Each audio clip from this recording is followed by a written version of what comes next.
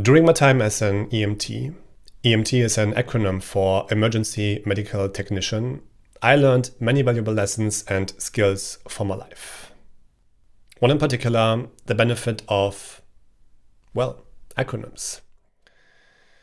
If you have a demanding situation at hand, in which you have to go efficiently and thoroughly through a process, like for example a resuscitation, acronyms can be very helpful and, at times, even life-saving.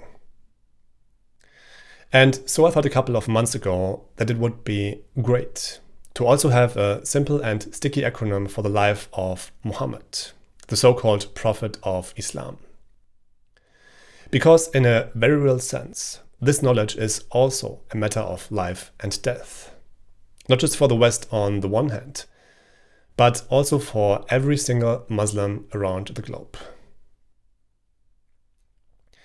You see, for Muslims, not only the submission to Allah, the quote-unquote only true God, is important and necessary, but also the total and unconditional submission to a man, to Muhammad.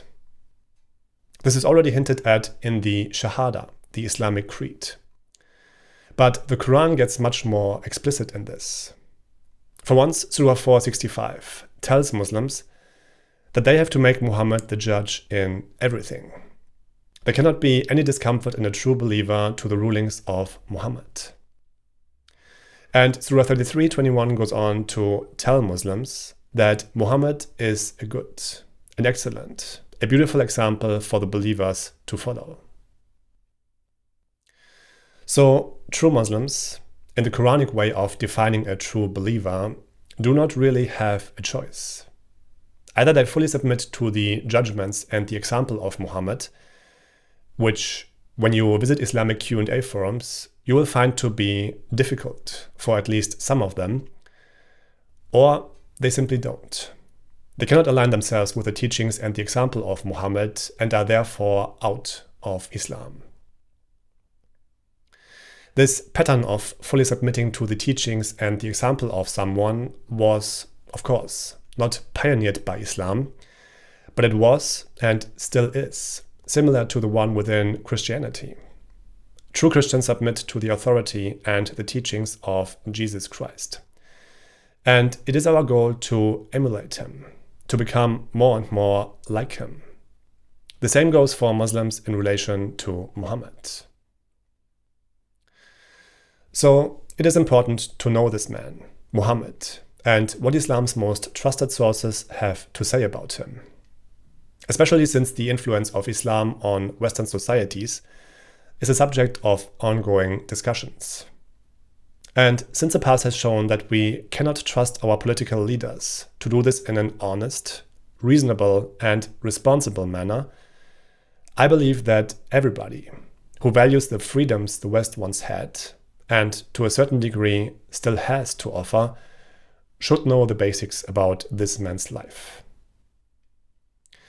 This acronym, which I will share with you throughout the course of a small series, has the purpose of engraving a concise profile of Muhammad into your mind.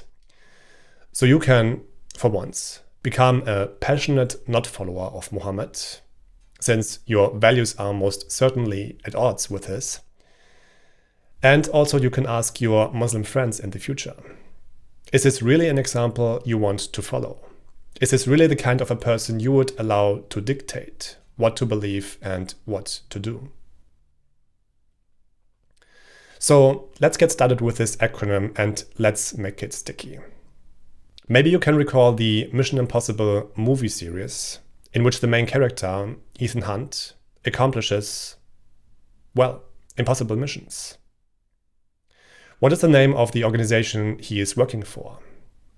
It is a so-called Impossible Mission Force, or abbreviated IMF. What I will do is, I will use those three letters, IMF, as an acronym to show conclusively, in three categories, that it is truly an impossible mission. I repeat, that it is truly an impossible mission to convince anybody with a somewhat intact moral framework that Muhammad is a good example to be followed. And even with the use of brute force, I repeat, even with the use of brute force, which has been demonstrated countless times by Muhammad and radical Muslims around the globe, you will not convince people like me otherwise.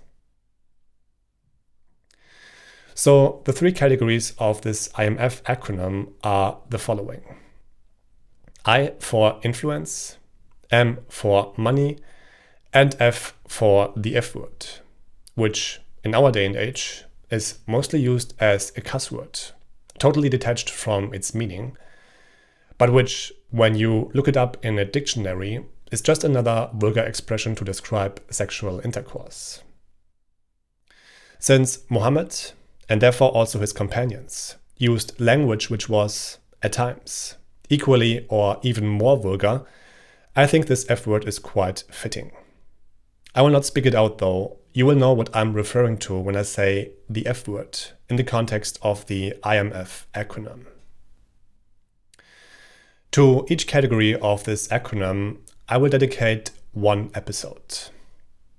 And in case you don't know anything about Muhammad up to this point, or you have only heard a whitewashed version of his biography, I suggest you buckle up. It's going to get really, really ugly.